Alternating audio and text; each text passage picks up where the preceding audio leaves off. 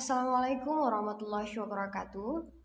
Saya Syarifah Mabrur Makfirah, mahasiswi pendidikan Bahasa Inggris UIN Araniri. Nah, pada kesempatan kali ini saya akan menjelaskan mind map yang sudah saya buat tentang innovation and creativity in English teaching language. Nah, untuk penjelasannya, mari simak cuplikan selanjutnya.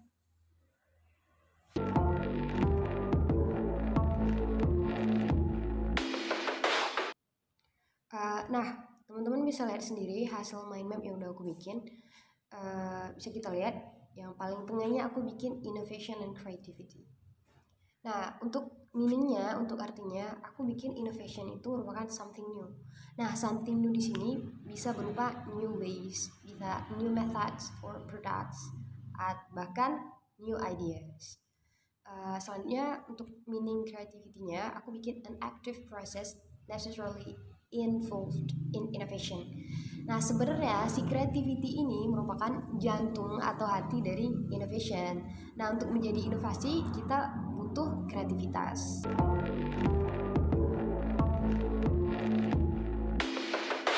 Nah, selanjutnya ada kategori dari creativity. Nah, menurut Kaufman dan Beggero, creativity ini memiliki 4 kategori. Yang paling tinggi itu adalah diksi. Terus ada prosi, terus ada little c, dan yang terakhir ada mini c. Contohnya nih, kalau di level mini c, misalnya kamu seorang penulis ataupun orang yang suka nulis lah, orang yang suka nulis gitu. Tapi kamu belum mempublikasikan hasil karya kamu. Contohnya kamu bikin puisi, terus puisinya belum kamu publikasikan. Puisinya cukup untuk memuaskan diri kamu sendiri. Kamu puas dengan apa yang kamu tulis dan itu memiliki makna tersendiri buat kamu gitu. Nah, itu namanya mini C. Nah, kalau di little C, kamu mulai mempublikasikan ataupun kasih tahu ke orang lain kalau kamu sendiri bisa bikin puisi, bisa baca puisi. Nah, gitu. Nah, kalau di atasnya lagi itu ada namanya prosi. Nah, di prosi ini kamu mungkin seorang guru yang mengajarkan puisi gitu. Jadi kamu bisa berbagi ke orang lain gitu, bagaimana caranya gitu. Nah, selanjutnya ada diksi. Nah, di diksi ini kamu mungkin selevel ahli gitu. Karena di diksi ini setiap karya yang kamu bikin tetap bisa dinikmati bahkan setelah kamu nggak ada lagi gitu.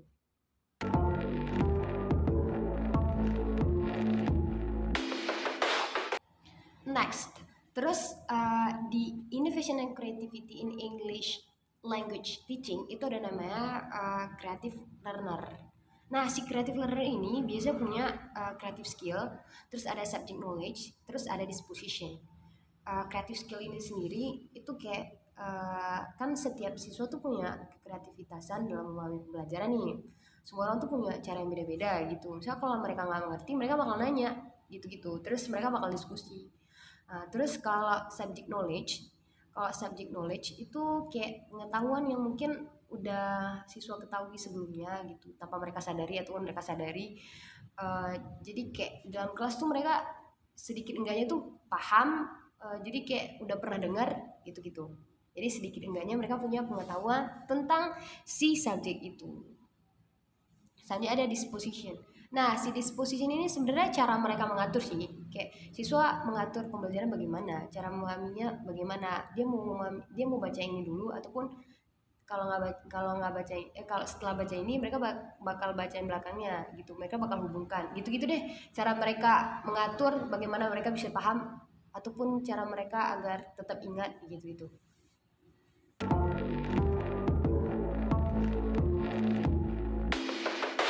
Terus ada creativity in the classroom, ada making connection dan appreciate the importance of question.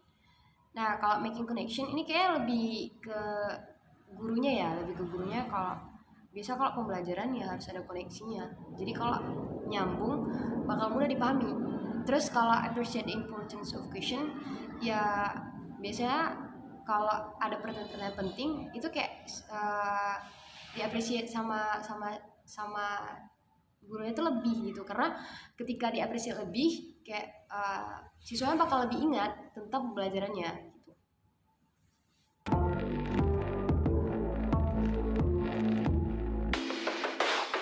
berikutnya ada common misconceptions of creativity. Biasanya orang menganggap kalau creativity itu limited to the art. Sebenarnya enggak, dia applies in every subject. Enggak cuma bahasa Inggris, tapi kayaknya banyak hal yang kita perlukan kreativitas ya, gitu, nggak cuma bahasa Inggris doang ataupun nggak cuma matematika doang gitu. Nah, terus ada pure talent. Pure talent sebenarnya dia bukan pure talent, tapi dia skill to be learning. Jadi kayak sesuatu yang terus kita pelajari, terus kita usahakan sampai sekarang gitu.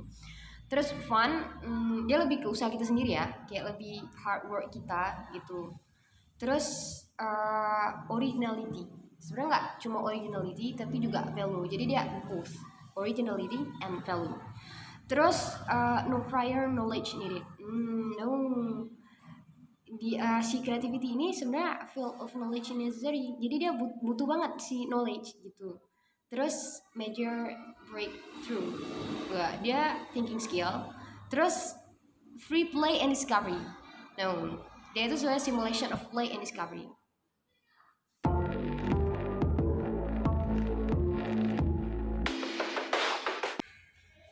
Nah, yang terakhir itu ada teacher support. Jadi di teacher support, si guru itu harus menjadi role model. Terus appreciating the critical importance of questions. Terus giving student sufficient time to complete their work. Terus ada treating mistakes as learning opportunities and encourage learners. Dan yang terakhir itu ada scaffolding task carefully to provide the appropriate level of challenge. Nah, si guru itu harus jadi role model di dalam kelas. Terus harus memberikan kritikal ataupun kritik yang tepat ketika siswanya bertanya gitu. Terus harus memberikan waktu yang cukup kepada siswa dalam mengerjakan tugas. Dan juga menjadikan kesalahan-kesalahan si siswa menjadi pembelajaran yang penting bagi mereka. Dan harus memberikan tugas yang sesuai dengan level mereka. Nah, sekian dulu buat penjelasan mind map soal innovation and creativity in English teaching language. Terima kasih banyak yang udah nonton dan semoga ini bermanfaat. Terus aku juga minta maaf soal kesalahan yang aku bikin. Aku tutup. Assalamualaikum warahmatullahi wabarakatuh.